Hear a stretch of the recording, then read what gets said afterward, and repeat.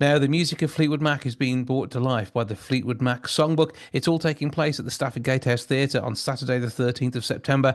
7:30 is when it all begins. Doors are a little bit earlier than that. Make sure you're in there and preparing yourself for what must be, I think, the best part of, I don't know, is six decades of music from Fleetwood Mac being brought to life.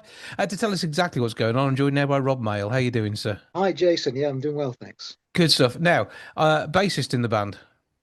Yes, That's good because they've got some amazing bass lines. I mean, absolutely. if ever there was a band, a group from that era that you wanted to recreate and get a good bass part, this is it, isn't it? Yeah, absolutely. I mean, it's absolutely, it's a dream job for me because I was a huge, well, still am a huge Fleetwood Mac fan. So it was a dream come true to get this gig. And like you said, there's some iconic bass lines. The chain is the obvious one, obviously. Mhm. But there's some other great bass lines as well. John McVie was a great bass player. Yeah. And obviously, Fleetwood Mac have touched so many people's lives with their music over the years, and it's something which continues to this day. Even down to the fact we've seen dancing ponies with Fleetwood Mac tracks in adverts on TV. But I think iconic doesn't even start to cover the sound, does it? No, that's right. No, it's timeless music, isn't it? And we see in our audiences all sorts of ages, and generations of people coming to see us and just enjoying the music because it is for everybody. It has been for many years, as you say.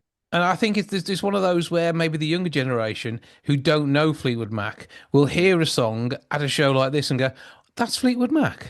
Yeah, yeah, that's right, exactly. We even get actually funny. Even some of the adults don't know their Fleetwood Mac songs. Sometimes they come up to us after the gig if we go out and meet people in the foyer, or what have you. And people say, oh, I recognize that song. I didn't know it was a Fleetwood Mac song. So a lot of people know the music, even if they don't know, every song by the artist. You know what I mean? But when you come to something like Tango in the Night, the album that spent, I Mm. think, about 74% of the 80s at number one, or at least in the charts, Yeah, I mean, yeah, it was just a sound that was everybody's thing at the time. yes, absolutely. It was amazing. I mean, that was like a comeback album for them. They'd been away for a few years after the Mirage album in '82. So, and they sort of basically broken up. But Lindsey Buckingham, I think he actually started that album as a solo album, and it sort of morphed into a Fleetwood Mac album. And then, like you said, it became the soundtrack to the '80s. Really, it was a huge, huge album. Now, one thing he won't be recreating is Mick Fleetwood's weird moment with Samantha Fox hosting the Brit Awards. What you will be doing is bringing all the music together. Yeah. Well, actually, now you've said that, that's given us an idea. No, Yeah, yeah, and you want to be Samantha Fox. no, yeah, not me. I think there's other people in the band better qualified than me to do that. But yeah, I'd forgotten all about that. You've unfortunately reminded me of that horrific moment. I remember watching that at the time. It was horrible, wasn't it? But yeah, no, I mean, we do our best to recreate the music, and we sort of dress up in outfits and what have you. We try and look a bit like them. We don't go as we don't go overboard, but we try and look the part, and we recreate the music as faithfully as we possibly can, so that when people come to hear us, they do recognize those songs, and hopefully they'll hear that they're as close to the originals as we can possibly get. Yeah, it's one of those where the energy of seeing this live is part of it as well, because that isn't going to Yeah, happen, especially not in the sort of venue where you can really feel the stage. It's not possible. no, that's right. No, you're quite right. So the magic will happen, which means I've got to put you through it. Come on, which one do you enjoy performing the most, and which one do you enjoy listening to the most? It can be the same Uh, song. it's tough. I've got several favorites personally. I mean, people would assume that I enjoy the chain most because that's my sort of spotlight moment, but You've got actually, to it's work not my hard favorite during song. that, though. I have, yeah, exactly. I've got to put on a bit of a performance for that one, so I can't stand in the shadows for that one. I've got to sort of come out and do my bit, which I enjoy. But that's not my favorite song. I love my favorite Fleetwood Mac song actually is "Go Your Own Way." But again, that's not necessarily my favorite song to perform because that is that's a bit of a workout on the bass as well, actually. And it's the last song in the set. Not trying to give too much away, so by that point, I'm flagging a bit. Do you know what I mean? And you've got to put an extra But shift in and really make it happen for that one, haven't you? yeah, exactly, exactly. But we love. I think as a band, we really love playing Silver Springs, Hmm. which wasn't on the original Rumours album. It was left off because it was too long. But then when they re-released it on CD back in the '80s, they stuck it on the end, and it's become a fan favorite. And we love that song so much.